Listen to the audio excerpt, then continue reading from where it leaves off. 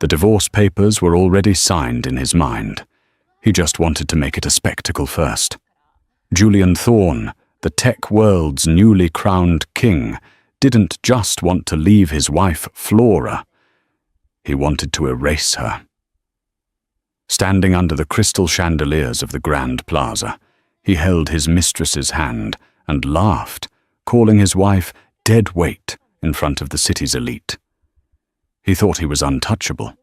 He thought Flora was just a quiet, penniless woman he had outgrown. But Julian forgot one crucial detail: you don't bite the hand that secretly feeds you. He didn't know that the grey-haired man stepping onto the stage wasn't just a guest. He was the owner of the very ground Julian stood on, and he was about to turn the billionaire's empire into dust. The air inside the grand ballroom of the Pierre Hotel in Manhattan smelled of expensive perfume lilies and betrayal. It was the 10th anniversary of Thorne Enterprises, a night meant to celebrate a decade of innovation, and the man behind it, Julian Thorne. But for Flora Thorne, his wife of 12 years, the night felt less like a celebration and more like a public execution. Flora stood near a pillar, clutching a glass of sparkling water she had no intention of drinking. She wore a vintage midnight blue velvet gown. It was elegant, understated, and timeless, everything her husband currently despised. Across the room, Julian was holding court. He looked every bit the billionaire titan, tall, sharp-jawed, wearing a bespoke Brioni suit that cost more than most people's cars. But his arm wasn't linked with Flora's. It was wrapped possessively around the waist of Sasha Miller, a 24-year-old influencer and brand ambassador for Thorne Enterprises. Sasha was a vision in sheer gold, a dress that shouted for attention, dripping in diamonds that Flora recognized from the company's corporate account. He's not even trying to hide it anymore. A hushed voice whispered nearby. Flora didn't turn. She knew the socialites of the Upper East Side were feasting on her humiliation. Julian caught Flora's eye across the room. He didn't smile. Instead, he smirked, whispered something into Sasha's ear that made the younger woman giggle and cover her mouth, and then he waved Flora over. It wasn't an invitation, it was a summons. Flora took a breath, steeling her nerves.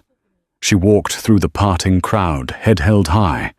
When she reached them, the circle of sycophants, board members, investors, and minor celebrities fell silent. Flora. Julian said, his voice booming, slightly clearly performing for the audience. I was just telling Sasha about the early days. You remember, don't you? When we lived in that shoebox in Queens. I remember, Julian, Flora said softly. I remember working 2 shifts at the diner so you could buy your first server. Julian let out a dry, dismissive laugh. Yes, yes. Cute. But let's be honest, darling. You were built for the struggle, not the success. Look at you. He gestured vaguely at her dress. You look like a librarian at a funeral. Sasha here represents the future of Thorne Enterprises. Vibrant, new, alive. The insult hung in the air, thick and suffocating. Sasha smirked, sipping her Dom Perignon.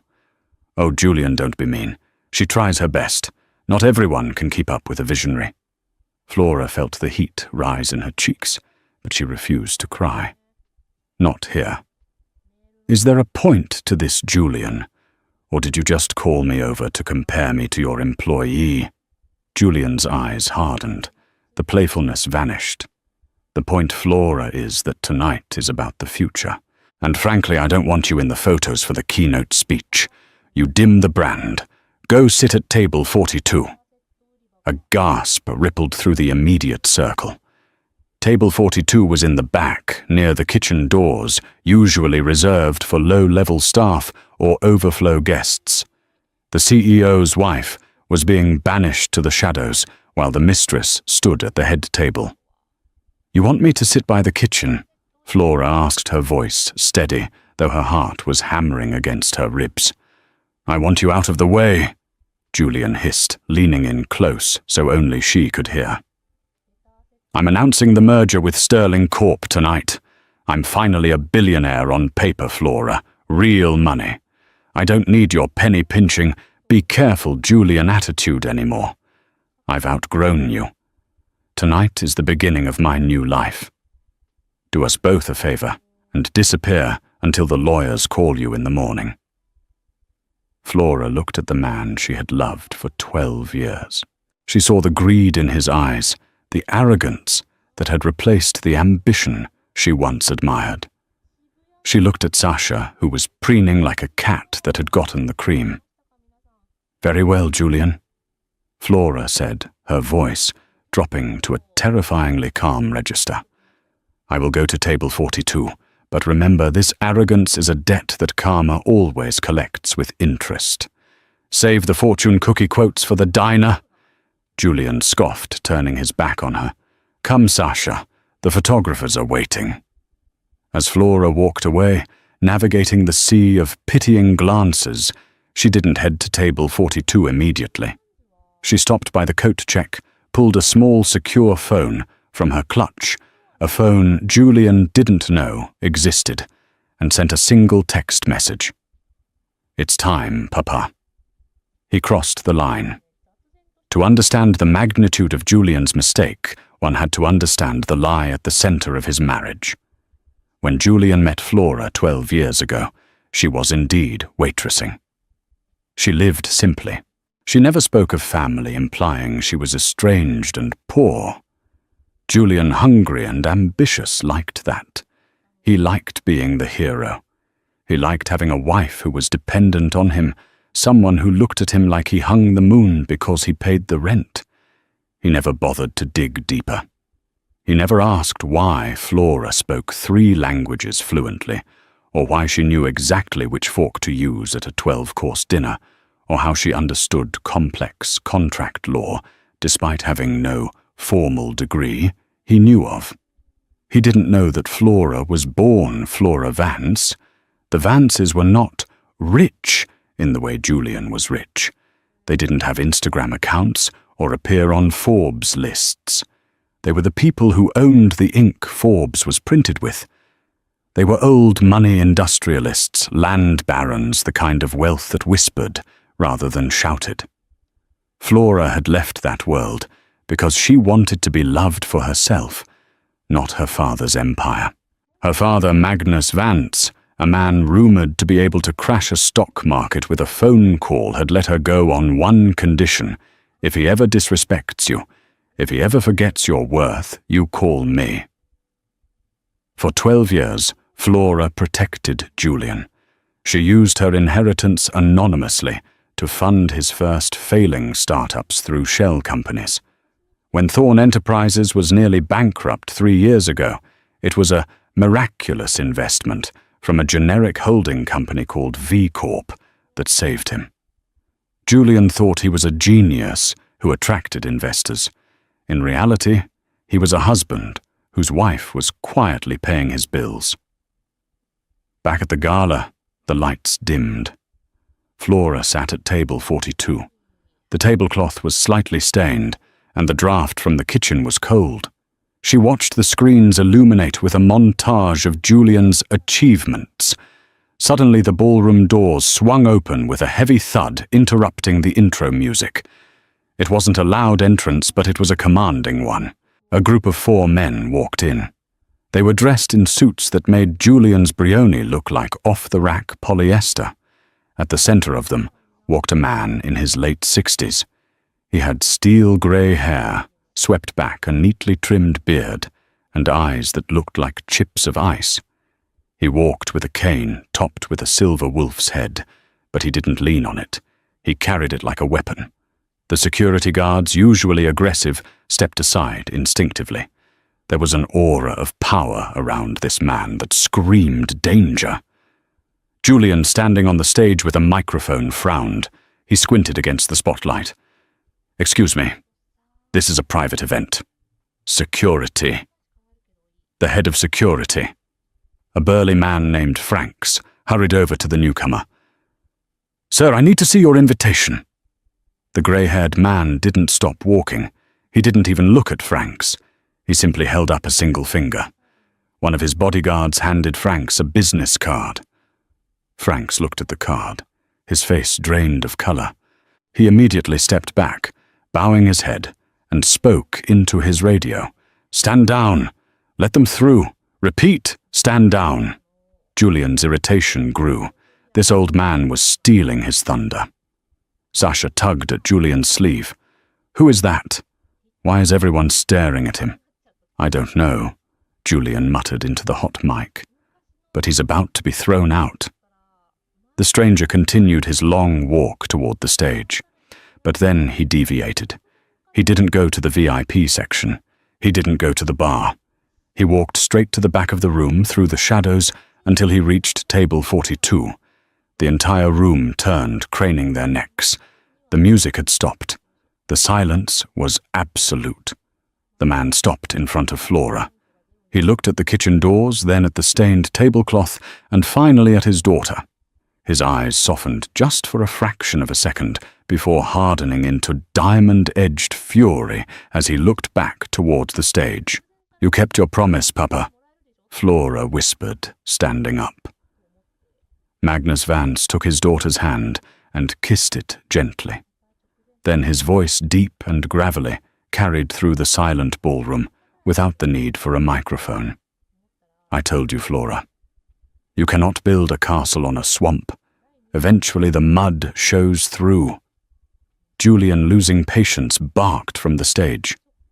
"Hey, old man, you're disturbing my wife, ex-wife. If you're looking for a handout, the soup kitchen is 3 blocks down. Get out before I have you arrested." Magnus slowly turned toward the stage. A terrifying smile played on his lips. It was the smile of a predator watching prey walk into a trap. "Arrested." Magnus chuckled a low sound that sent shivers down the spines of the board members who recognized him. "Mr. Thorne, I suggest you check who owns the mortgage of this hotel before you try to evict me. And while you're at it, check the name on the deed of the building your headquarters resides in." Julian laughed nervously. "I own my headquarters. I built it." "You built the walls," Magnus said, beginning to walk toward the stage, Flora on his arm. "But I own the land. I own the debt. And as of 10 minutes ago, I own the bank that holds your personal loans." Sasha whispered frantically. "Julian, who is he?" Julian's arrogance wavered. He looked at his CFO, who was frantically typing on a tablet in the front row. The CFO looked up his face, pale, and mouthed one word. "Vance." Julian froze. He knew the name Vance. Everyone in finance knew the name Vance. They were the invisible gods of the market. But why was a Vance walking arm in arm with Flora? The diner waitress from Queen's Magnus stopped at the foot of the stairs leading to the stage. He looked up at Julian like a judge, looking at a convicted man. "You invited the world to watch your success, Julian," Magnus said calmly. "So let them watch. But first, get that harlot off my stage. You are standing next to my daughter's inheritance." The silence in the Pierre Hotel ballroom was heavy, the kind of silence that precedes a natural disaster. Julian Thorne stood on the stage, the microphone gripping his hand like a lifeline. He was sweating now, the heat of the stage lights suddenly unbearable. He looked down at Magnus Vance, the man he had just insulted, the man who claimed to hold the leash to his entire existence. Julian's ego inflated by years of yes men, and magazine covers refused to deflate instantly. He forced a laugh, a brittle cracking sound that echoed painfully through the speakers. "Ladies and gentlemen," Julian stammered, addressing the stunned crowd, "I apologize for this interruption. It seems we have a senile crasher. Security, I pay you to keep the riffraff out." But the security team didn't move. In fact, Franks, the head of security, was currently handing Magnus a bottle of water. "Franks!" Julian screamed, his voice breaking. Remove him. Magnus didn't even look up. He was busy adjusting the cuff of his jacket. Franks works for the hotel, Julian, and the hotel, as I mentioned, belongs to the Vance Group. You are currently trespassing on my stage. Sasha Miller, realizing the shift in power, tried to salvage the situation. She grabbed the microphone from Julian's hand. Listen here, you old creep. Do you know who we are? We are Thorn Enterprises. We are trending #1 globally right now. You can't just walk in here and... Sasha, be quiet. Flora's voice cut through the air. It wasn't a shout. It was a calm, melodic command. Flora stepped forward, leaving her father's side, to stand at the base of the stairs. She looked up at the woman wearing her diamonds, holding her husband. You are trending, that is true, Flora said, her voice projecting clearly. But not for the reasons you think. Flora pointed to the massive LED screen behind Julian, which was supposed to be displaying the merger logo. The image flickered. The logo dissolved, replaced by a live feed of the ballroom itself. But it wasn't just a camera feed, it was a stream interface. YouTube Live, 1.2 million viewers. Comments scrolling too fast to read.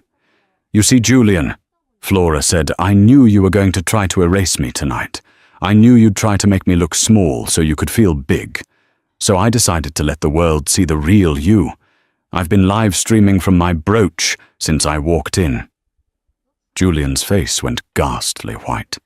He stared at the screen. The comments were brutal. Did he just call his wife dead weight? That's Magnus Vance. The tech king is toast.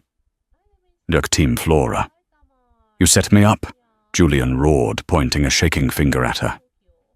You planned this, you deceitful little... Deceitful... Magnus interrupted, his voice booming like thunder. He struck the floor with his cane, the sharp clack silencing Julian instantly. You speak of deceit, you who funded your visionary lifestyle on loans you never intended to repay. You who treated my daughter, a woman who gave up a dynasty to support a pauper, like garbage. Magnus began to ascend the stairs. He moved slowly, deliberately. Every step was a nail in Julian's coffin. You thought Flora was poor because she was humble, Magnus said, reaching the top of the stage. He towered over Julian despite being inches shorter. His presence was mountain-like. She wanted to build something real with you. She wanted a partnership based on love, not net worth. And what did you do? You took her kindness for weakness. Julian backed away, bumping into Sasha. I didn't know. How could I know? She never told me. Because she was testing you, you fool. Magnus spat. And you failed. You failed every single day for 12 years. But tonight was your final exam. And you got a 0. Magnus turned to the crowd, his eyes scanning the terrified board members. For those of you holding Thorn Enterprises stock, I suggest you sell. Now. Before the market opens tomorrow. You can't destroy my company, Julian shrieked, grabbing Magnus's lapel. It was a mistake. Before Julian could blink, one of Magnus's bodyguards was on the stage. With a blur of motion, Julian was in an arm lock, forced to his knees. The gasp from the audience was audible. Don't touch the suit, Magnus said, calmly brushing off his lapel. It's Italian silk. It costs more than your mistress's dignity. Sasha let out a cry of indignation. How dare you, Julian, do something? Julian, pinned to the floor, face pressed against the stage he had built, wheezed, Let me go! I'll sue you! I'll sue everyone! Sue, Magnus laughed. With what money? The money in your Cayman accounts. The money in the Swiss vault. Julian froze. His eyes bulged. Oh yes, Magnus whispered, leaning down so his face was inches from Julian's. I know about the offshore accounts, Julian. I know about the skimming. I know everything. And do you know why? Magnus stood up and gestured to the giant screen again. Because Flora wasn't just your wife. She was your bookkeeper. She just never told you she was also a forensic accountant. The revelation hit Julian like a physical blow. Flora. His quiet, mousy Flora, who he thought spent her days gardening and reading romance novels. She was the one who balanced the books. No. Julian whispered dust from the stage floor sticking to his lips. That's impossible. My CFO handles everything. Your CFO, Flora said, walking up the stairs to join them on stage, has been sending me copies of every transaction for 5 years. He knew who I was. He knew that if he didn't cooperate, his license would be revoked, and he'd never work in finance again. Flora pulled a small remote from her clutch. She clicked it. The screen behind them changed again. This time it wasn't a live stream. It was a spreadsheet, a massive, detailed, damning spreadsheet titled Project Vanity, Misappropriated Funds. The text was large enough for the back of the room to read. Item 1, $450. Marketing Consulting. Recipient, Sasha Miller. Personal account. Item 2, $2.1 million. Server upgrades. Recipient, Caribbean Shell Corp. Julian Thorne, personal. Item 3, $150. Corporate housing. Reality penthouse lease for Sasha Miller. A ripple of shock went through the room. The board members were on their feet. The investors were shouting. This wasn't just drama. This was federal crime territory. This was embezzlement. Sasha stared at the screen, her face twisted. She wasn't looking at the legal implications. She was looking at the numbers. Wait, Sasha said, her voice shrill. You told me the penthouse was bought. You said you owned it outright. You're leasing it with company money. Julian, still held down by the bodyguard, struggled to look at her. Sasha, baby, it's complicated. Complicated, Sasha screamed. You told me you were worth $3 billion. You told me I was set for life. I will be, Julian pleaded. Once the merger goes through. The merger, Magnus interrupted his voice, dripping with ice, is dead. Sterling Corp isn't merging with you, Julian, Magnus signaled to a man in the front row, the CEO of Sterling Corp. The man stood up, looked at Julian with disgust and simply shook his head. He turned and walked out of the ballroom. No! Julian screamed. Come back, we have a deal. You had a deal with a fraud, Flora said, looking down at him. And now they know. But Julian, the money isn't the worst part. It's where the money came from originally. Flora clicked the remote again. A new document appeared. It was dated 12 years ago. A seed funding agreement for Julian's very first startup. Investor Vance Holdings via Shell Corp Alpha. Amount $500,000. Signature Flora Vance. The room went deadly silent. You didn't get that grant because you were a genius, Julian. Flora said, her voice shaking slightly with the release of a decade-long secret.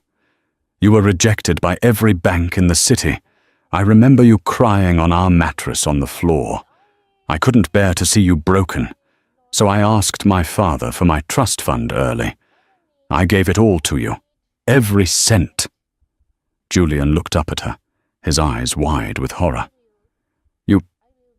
You funded me. I built you, Flora corrected him. I bought the servers. I paid the first engineers. I kept the lights on when you were too proud to get a job. And I did it anonymously so your fragile ego wouldn't shatter. I wanted you to feel like a king, Julian. I wanted you to feel powerful. She stepped closer, her heel clicking on the stage next to his hand. And how did you repay me by taking that power and using it to humiliate me? By using the money I gave you to buy diamond necklaces for a girl who doesn't even know your middle name. Sasha looked at the screen, then at Julian, and finally at Magnus Vance, the real power in the room. Her survival instinct kicked in. She unclasped the heavy diamond necklace from her neck. It clattered onto the stage floor next to Julian's head. "I didn't know," Sasha said, turning to Flora, tears streaming down her face, though whether they were real or an act, no one could tell. "I swear, Flora, he told me you were horrible. He told me you trapped him. I didn't know he was stealing." "Save it," Flora said coldly. "You knew he was married. That's enough." Sasha looked around, realized her social climbing ladder had just turned into a slide to hell, and bolted. She ran off the stage, through the crowd and out the doors, the paparazzi flashes chasing her like lightning. Julian was alone. The mistress was gone. The investors were gone. The reputation was gone. "You can't do this." Julian sobbed his bravado, finally dissolving into pure, pathetic fear. "I'm Julian Thorne. I'm a visionary." Magnus tapped his cane on the floor. "You are a thief, Mr. Thorne, and you have stolen from the Vance family." "Do you know what we do with thieves?" Magnus turned to the side of the stage. Two men in dark suits walked out. They weren't hotel security. They weren't bodyguards. One of them held a badge. "FBI," the agent announced. "Julian Thorne, we have a warrant for your arrest for securities fraud, embezzlement, and money laundering." Julian went limp in the bodyguard's grip. "Flora." He wheezed, looking at his wife one last time. "Flora, please. Help me. I'm your husband." Flora looked down at him. The love she had held for him for 12 years. The love that had made her hide her identity. The love that had made her patient. It was finally completely gone. "You're not my husband, Julian," she said, turning her back on him. "You're just a bad investment, and I'm liquidating my assets." The transition from the velvet-draped ballroom of the Pierre Hotel to the interrogation room at the FBI field office in Lower Manhattan was violent in its starkness. There were no chandeliers here, no champagne, just a single buzzing fluorescent light that flickered with a maddening rhythm and a stainless steel table bolted to the floor. Julian Thorne sat on a metal chair, his bespoke Brioni suit jacket, confiscated his tie, removed to prevent self-harm. He was shivering. The adrenaline of the gala had worn off, replaced by a cold, creeping dread. He had been sitting there for 3 hours. No one had spoken to him. It was a power move, and he knew it. Finally, the heavy door buzzed and swung open. 2 people walked in. One was the agent who had arrested him, Agent Harrison, a man with a face like carved granite. The other was a woman Julian didn't recognize. She was sharp-dressed in a charcoal pantsuit, carrying a thick accordion folder. "I want my lawyer," Julian snapped, trying to summon the ghost of his CEO authority. "I want Marcus Stone. Get him on the phone. Now." The woman sat down opposite him, placing the folder on the table with a heavy thud. She didn't open it immediately. She just looked at him with a mixture of pity and amusement. "Mr. Stone isn't coming, Julian," she said. Her voice was professional, clipped. "He's on a retainer," Julian shouted, slamming his hand on the table. "I pay him $50,000 a month specifically for situations like this." "Mr. Stone has recused himself," Agent Harrison said, leaning against the wall. "It seems there was a conflict of interest. Apparently his firm also represents the bank your father-in-law just bought. Mr. Vance made it clear that representing you would be career suicide." Julian felt the blood drain from his face. "So I have no one." "You have a public defender assigned to you," the woman said. "He's parking his Toyota right now. But I'm not here to talk about your defense. I'm Assistant U.S. Attorney Sarah Jenkins. I'm here to talk about your plea." "Plea?" Julian laughed incredulously. "I haven't even been charged. This is a misunderstanding. My wife is hysterical. She's manipulating the data. It's a domestic dispute." Jenkins opened the folder. It wasn't just a few papers. It was a stack of transcripts, bank records, and photos. "We have the logs from the Cayman Shell Company, Julian," Jenkins said, flipping a page. "We know you funneled $3 million of investor money into Project Vanity. But that's the boring part. We also have the wiretaps." Julian froze. "Wiretaps?" "You weren't careful, Julian. You used the company phone to call your broker in Zurich. You used the company email to set up the purchase of illegal diamonds to hide assets. And guess who authorized the security protocols on those devices?" Julian's mind raced back to a conversation 3 years ago. Flora had suggested they upgrade the company's cybersecurity. She said she knew a firm, V Corp Security. "Flora," Julian whispered. "She recorded me. Every keystroke, every call, for 3 years," Jenkins confirmed. "She gave us everything this morning, but that's not the worst part for you." Jenkins pulled out a photo. It was a grainy surveillance shot of a woman entering the federal building earlier that morning. "Do you recognize her?" Julian squinted. Sasha Miller." Jenkins nodded. "She was picked up trying to board a flight to Dubai an hour ago. We offered her a deal 5 years in federal prison for being an accomplice to money laundering or full immunity if she testifies against you." Julian felt like he was choking. "She wouldn't. She loves me." Agent Harrison let out a sharp, barking laugh. "She loves not wearing an orange jumpsuit, Julian. She sang like a canary. She told us about the bribes to the city inspectors. She told us about the fake invoices. She even told us about the time you bragged that your wife was too stupid to notice the missing funds." Julian slumped in his chair. The walls of the room felt like they were closing in.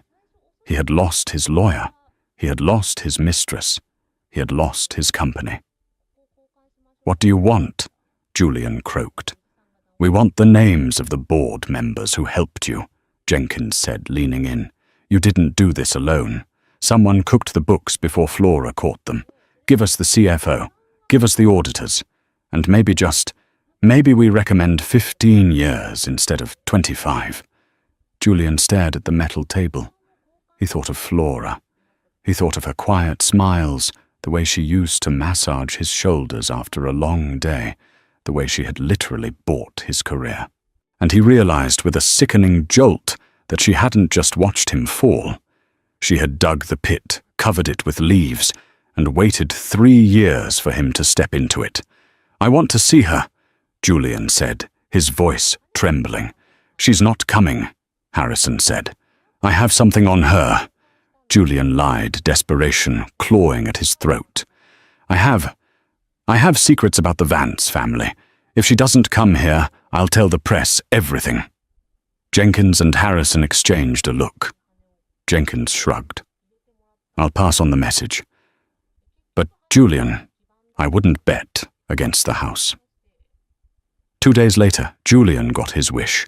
He was moved to a visitation room. He was wearing an orange jumpsuit that smelled of industrial detergent and other men's sweat. He hadn't showered. He looked 10 years older than he had at the gala. He sat behind the thick plexiglass, waiting. He expected Flora to walk in looking triumphant. He expected her to gloat. But when the door opened, it wasn't Flora. It was Magnus Vance. The billionaire industrialist looked impeccable in a navy 3-piece suit. He sat down gracefully on the other side of the glass, placing a sleek black phone on the ledge. He didn't pick up the receiver phone. He simply pressed a button on the visitor console that allowed them to speak through the grate. "Where is she?" Julian demanded, though his voice was weak. "I told them to send Flora." "Flora is busy," Magnus said calmly. "She is currently meeting with the shareholders of Thorn Enterprises, or rather what's left of it. She is orchestrating a hostile takeover of the remaining assets." "That's my company," Julian spat. "It was never your company," Magnus corrected him. "It was a toy my daughter bought you, and now she is taking it back to the store. Julian leaned into the glass, his eyes bloodshot. I told the feds I have dirt on you, Magnus. I know about the lithium deals in Nevada. I know about the unions you crushed in the 90s. If you don't get me out of here, I will sing. Magnus stared at him. For a long moment, he didn't speak. Then a slow, terrifying smile spread across his face. Julian, you really are a novice, Magnus said softly. The lithium deal's public record. The unions settled in court 20 years ago. We are Vances. We do not hide our sins. We pay for them and move on. You, however, tried to hide yours. Magnus tapped a finger on the glass. But since you threatened my family, I decided to bring you a gift. Magnus pulled a folded newspaper from his jacket pocket and pressed it against the glass. It was the New York Times. The headline read, "The Fall of the Tech King Mistress Reveals Toxic Culture at Thorn Enterprises." Below it was a picture of Sasha Miller looking tearful and sympathetic in a press conference. Sasha is writing a book, Magnus explained casually. She's calling it The Gilded Cage. She claims you manipulated her, groomed her, and forced her to accept the gifts. The public loves her. She's already been offered a reality show. Julian shook his head violently. That's a lie. She begged for those diamonds. Does it matter? Magnus asked. The narrative is set. You are the villain. She is the victim. And Flora more Sohua. Magnus flipped the newspaper to the business section. Flora Vance steps out of the shadows, the billionaire heiress who saved a company. Flora is the hero, Magnus said. She has pledged to liquidate your personal assets, the cars, the penthouse, the watch collection, and use the funds to pay back the employees you fired last month to boost your stock price. She is St. Flora now. Julian felt a physical pain in his chest. Everything he had built his image, his wealth, his ego was being systematically stripped away and given to the people he despised. Why? Julian whispered. Why go this far? Why not just divorce me? Magnus leaned forward, his grey eyes piercing through the glass. Because you didn't just cheat on her, Julian. You diminished her. You made her feel small to make yourself feel big. You took a woman of brilliance and treated her like an accessory, and then you humiliated her in front of the world. Magnus stood up, smoothing his suit. We Vances believe in karma, Julian, but we don't wait for the universe to deliver it. We deliver it ourselves. Wait. Julian panicked, realizing this was the last lifeline. Please, I'll sign whatever you want. I'll plead guilty. Just, can you get me a better prison minimum security? Please, Magnus. I won't survive in here. Magnus looked at the man who had called his daughter dead weight. He looked at the fear in his eyes. You're a resourceful man, Julian, Magnus said coldly. You started from nothing. Consider this a chance to do it all over again. Magnus turned and walked toward the door. Magnus! Julian screamed, slamming his fists against the glass. Magnus, tell Flora I love her. Tell her I'm sorry. Magnus paused at the door. He didn't turn around. She knows you're sorry, Julian. She just doesn't care anymore. The heavy metal door clanged shut, leaving Julian alone with his reflection in the glass. He looked at himself, the orange jumpsuit, the messy hair, the desperation. For the first time in 12 years, he saw exactly what Flora had seen at the gala. He saw a fraud. The winter in New York had been brutal, a relentless season of grey slush and biting winds that seemed to seep into the very bones of the city. But nowhere was it colder than inside courtroom 302 of the Thurgood Marshall United States Courthouse. It had been 6 months since the glittering disaster at the Pierre Hotel. 6 months since Julian Thorne had stood under crystal chandeliers, a glass of champagne in hand, and declared himself a king. Now the courtroom smelled of damp wool floor wax and the stale, nervous sweat of the accused. The gallery was packed to capacity. It was a sea of onlookers that included bitter ex-employees, sharks from Wall Street, and the relentless press corps, their pens poised like daggers. They were all there to witness the final act of the tragedy, the sentencing of the tech king. Julian sat at the defendant's table, his posture slumped. The transformation was shocking. Gone were the bespoke Italian suits that cost more than a mid-sized sedan. In their place, he wore a generic, ill-fitting charcoal suit provided by his public defender, a polyester blend that scratched at his neck. His hair, once thick and artfully styled, was thinning rapidly grey patches, claiming the temples. He had lost 20 pounds, his face gaunt and hollow, his eyes darting around the room with the frantic energy of a trapped animal. He wasn't listening to his lawyer, a beleaguered man named Mr. Henderson, who was shuffling papers with resigned exhaustion. Julian was too busy scanning the faces in the crowd behind him. He was looking for a savior. She has to come. Julian thought, his mind racing in circles. Flora always fixes it. She's angry, sure. She has a right to be. But she won't let me rot. She loves me. 12 years doesn't just disappear. His delusion was the only thing keeping him upright. He convinced himself that this was all a theatrical performance, a lesson she was teaching him. Any moment now she would walk in, speak to the judge, pay the restitution, and they would go home. He would apologize. He would be better. All rise. The bailiff bellowed his voice, bouncing off the high mahogany walls. Judge Holloway entered. He was a man of severe features, known in the Southern District as the Hammer for his disdain for white-collar criminals. He took his seat, his eyes scanning the room, before landing heavily on Julian. "Be seated," Holloway commanded. Assistant U.S. Attorney Sarah Jenkins stood up first. She looked fresh, sharp, and victorious. "Your Honor, the government has proven beyond a shadow of a doubt that Mr. Thorne orchestrated a massive Ponzi scheme masked as a tech conglomerate. He defrauded investors of over $40 million. He destroyed the livelihoods of 300 employees. And he did it all to fund a lifestyle of grotesque excess." She paused, gesturing to Julian, as if he were a pile of refuse. "Mr. Thorne has shown zero remorse. Even in his interviews with the probation officer, he blamed market conditions and jealous rivals. He blamed everyone but himself. The prosecution recommends the maximum sentence." Julian flinched. Maximum sentence.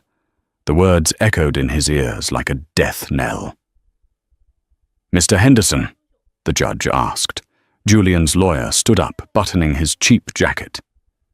"Your Honor, my client is a first-time offender. He is a man of vision who got lost in the numbers." "I'd like to speak," Julian interrupted, standing up abruptly. His chair scraped loudly against the floor. Mr. Henderson grabbed his arm, hissing, "Sit down, Julian." "No!" Julian shook him off. He looked at the judge, his eyes wide and wet. "Your Honor, please. I'm not a criminal. I'm an innovator. I built Thorne Enterprises from a garage. I employ people I just need time to restructure. I can pay everyone back. I just need a chance." The judge looked at him over his spectacles, his expression unreadable. "You had a chance, Mr. Thorne. You had millions of dollars and the trust of the public. You squandered it on diamonds and penthouses." "I was misled," Julian cried, his voice cracking. "My mistress, Sasha Miller, she manipulated me. She's the one who wanted the lifestyle I was a victim of." Boom!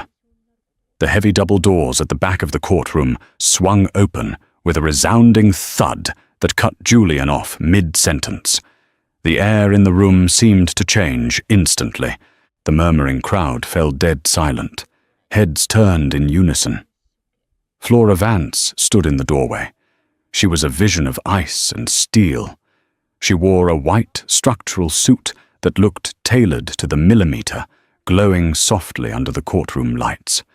It was a stark contrast to the drab greys and browns of the legal proceedings.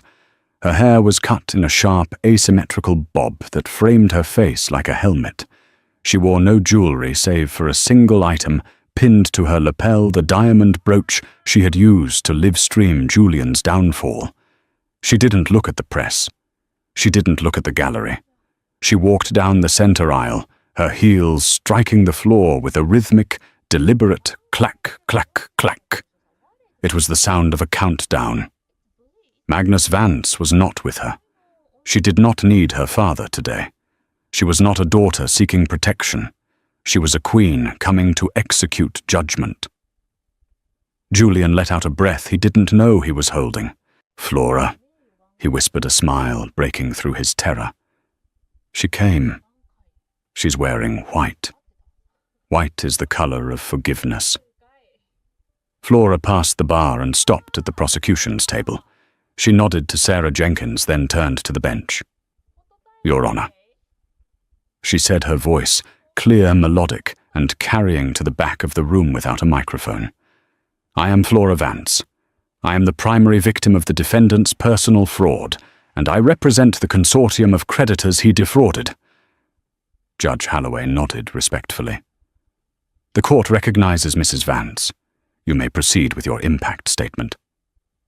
Flora turned. Slowly, deliberately, she pivoted on her heel to face Julian. Julian's smile faltered. He searched her eyes for warmth, for a spark of the woman who used to make him tea when he had a cold, the woman who had held him when he cried about his first failed business. He found nothing. Her eyes were like the lens of a camera, observant, recording, but utterly devoid of feeling. "Hello, Julian," she said softly. "Flora," he choked out. Tell them we can fix this. Tell them about us." "There is no us." "Julian," she said, her voice projecting to the jury. "There hasn't been an us since the moment you decided I was an accessory that clashed with your new life." She walked closer to him, stopping just outside the reach of the bailiffs. "For 12 years I was your silent partner. I was the foundation you stood on. I laundered your ego, Julian. I scrubbed the stains of your incompetence so the world would see a shiny, successful man. I did it because I loved you. I did it because I thought we were building a life." She paused, tilting her head. "But you didn't want a life. You wanted an audience. And when the audience got bigger, you decided the person in the front row wasn't pretty enough anymore." "I was drunk," Julian pleaded, the tears flowing freely now. "The gala. I didn't mean it. It was the stress. It wasn't the alcohol," Flora corrected him, her voice hardening. "It was the arrogance. You called me dead weight. You demeaned me before your mistress, a woman you bought with my inheritance. You thought I was weak because I was quiet. You mistook my patience for stupidity."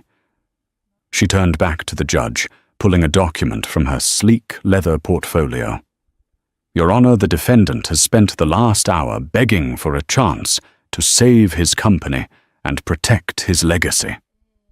I think it is important for the court to know the current status of that legacy." Judge Holloway raised an eyebrow. "Go on." Flora held up the document. "As of 9:00 a.m. this morning, I have successfully acquired all outstanding debt and assets of Thorn Enterprises through a blind trust. I am now the sole owner of the company." Julian's jaw dropped. The courtroom erupted in whispers. You bought it?" Julian gasped. "Flora, that's amazing. We can rebuild you and me." Flora let out a short, dry laugh. It was a terrifying sound. "You misunderstand, Julian. I didn't buy it to run it. I bought it to bury it." She looked him dead in the eye, her expression turning lethal. "My first act as owner was to dissolve the corporation. The board has been fired. The assets are being liquidated. to pay back the pension funds you stole from your low-level employees. The headquarters building, I sold it to a waste management firm. Your corner office is going to be a storage closet for sanitation supplies." Julian gripped the edge of the table, his knuckles white. "You can't do that. It's my name, Thorne. Enterprises is my name." "And that brings me to the final point," Flora said, her voice dropping to a whisper that screamed across the room. "I have legally acquired the intellectual property rights to the brand Thorne. I am retiring it. I have issued a cease and desist on the use of the name. All signage is being removed as we speak. The website is down. The servers have been wiped." She leaned in her face, inches from the plexiglass divider. "By tomorrow morning, Julian Thorne Enterprises will not exist. In a year, no one will remember your logo. In 10 years, you will be nothing more than a cautionary footnote in business school textbooks about why you don't embezzle from your wife." She straightened up, smoothing her jacket. "You said I was dead weight, Julian. So I cut the cord. I am soaring. And you are finally free to sink."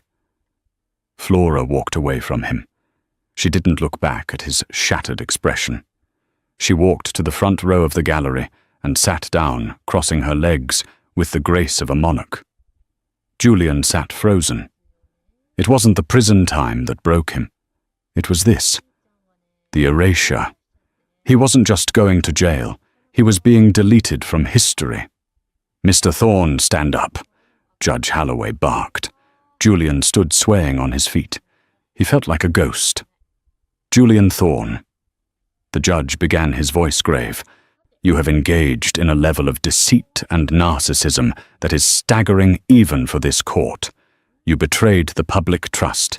You betrayed your employees.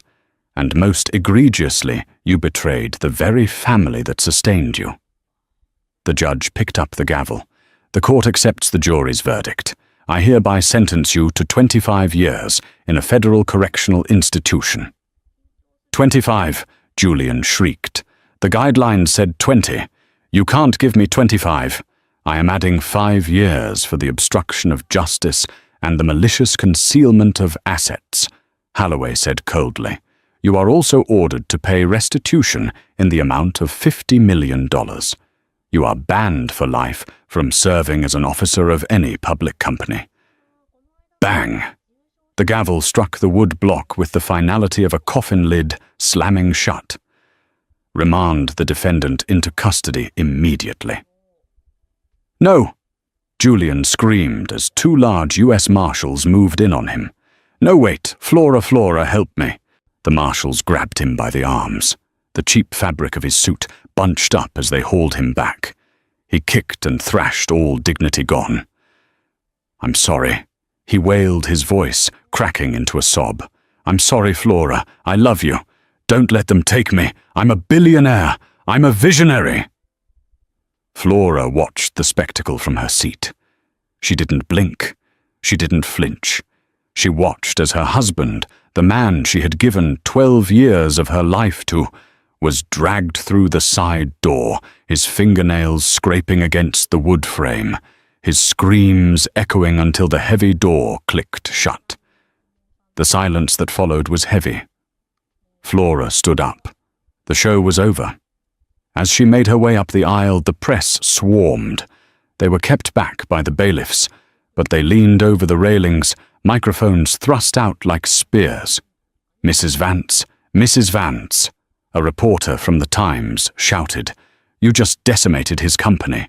You watched him get 25 years. Do you have any regrets? Do you feel any pity for him?" Flora stopped. She turned to the reporter. The camera flashes illuminated her face, catching the fire in her eyes. "Pity?" She asked the word, tasting strange on her tongue.